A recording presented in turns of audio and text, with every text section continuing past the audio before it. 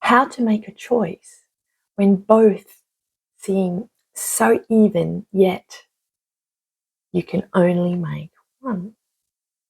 Do you ever find yourself torn between two equally appealing choices? How do you get through it?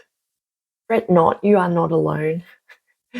It's time to break free from the paralysis of choice making and discover 4 simple steps for making impossible choices simple.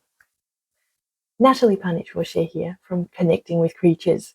At 14, it's one of my earliest memories of excruciating choice making. On the one hand, I had a concert that I'd been working for months. It was my jazz ballet concert. And on the other hand, I had a once in a lifetime opportunity with my family. I remember going round in circles and it being so difficult. I ended up choosing my jazz ballet concert because I did have team members and I didn't want to let them down.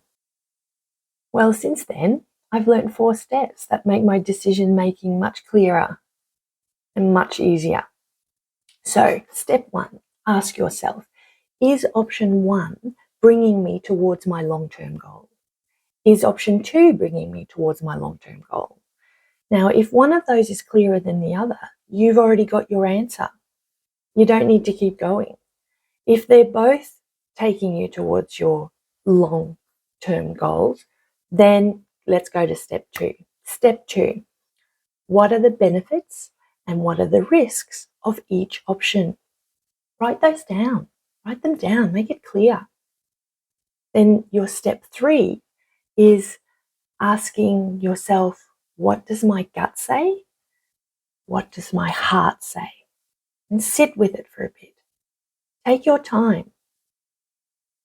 Now, those of you that have already attended my masterclass, you would be familiar with the 4th step.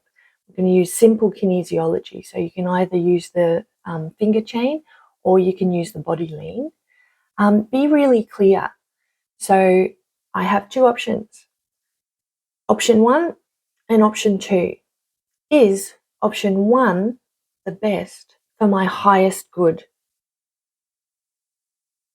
It's a yes/no answer. Ask once, trust the answer. By incorporating these techniques and trusting your intuition, you can make choices with more confidence and clarity. Remember to follow, like, or subscribe to my YouTube, Facebook, and Instagram pages to get more valuable content and to follow my journey. If you have any tips on your decision-making process, feel free to share. And if you have any questions, I'm here for you. See you next time.